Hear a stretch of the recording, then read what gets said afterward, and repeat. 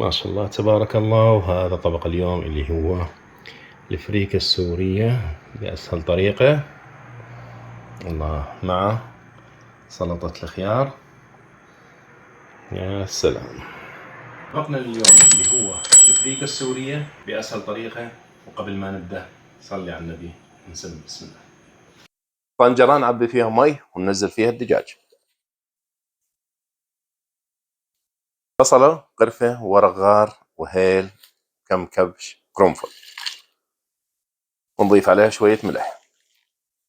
راح نخليها تستوي 3/4 الاستواء، لأن راح ندخلها بالفرن علشان تتحمر. شوية سمنة على النار ونحمص فيها الكاجو. أهم شيء نحركه دائما علشان ما يلذع ويعطينا طعم الحرق. بس أعطى معانا اللون الجميل هذا الذهبي، طفي النار عليه وننزله بصحن علشان حرارة المقلة ما تكمل تحميرها للكاجو. صحن جانبي نصف ملعقة من معجون الطماطم، نصف ملعقة من التوابل المشكلة أو توابل الكبسة، رشة من ملون طعام، رشة ملح، ملعقتين من مرقة السلق، ونخلطها كلها مع بعض. خلصنا أول مرحلة من سلق الدجاج. حاليا ندهنه بالصوص اللي جهزناه وندخله على الفرن.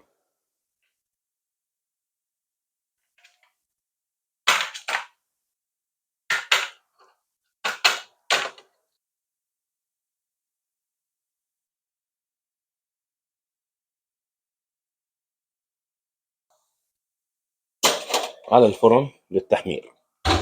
وعلشان نجهز الفريكة لازم نحط في البداية السمن. ننزل حاليا على السمنة الفريكة اللي غسلناها، نحركها مع السمنة بهذا الشكل لحتى تعطينا اللون الذهبي الجميل. تقريبا 5 دقائق مع السمنة فقط. كل مكيال من الفريكة بحاجة 2.25 مكيال من المي إذا تريدها ناشفة، 2.5 مكيال إذا تريدها رطبة.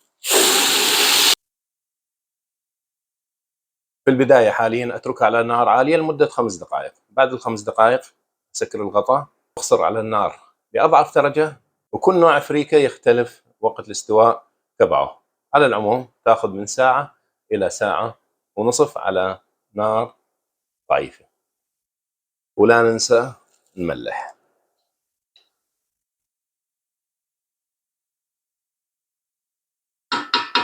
قصرنا على النار نغطيها مثل ما قلنا، نتركها من ساعة إلى ساعة ونصف. وعلشان سلطة الخيار شوي زبادي، نخففها بشوي مي، سنين ثوم، شوي نعناع، رشة ملح، نخلط، ننزل عليها الخيار المقطع ونقلب. وأحلى سلطة خيار جنب الفريكة. وهاي ما شاء الله بعد ساعة ونص في الفريكة تبعنا ما شاء الله تبارك الله جاهزة.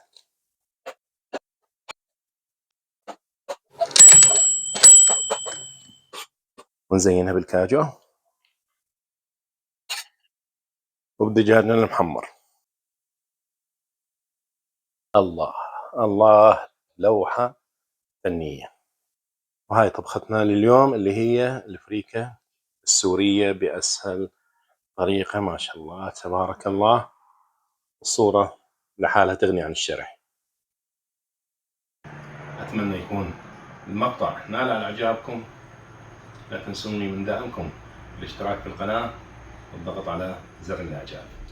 تحياتي.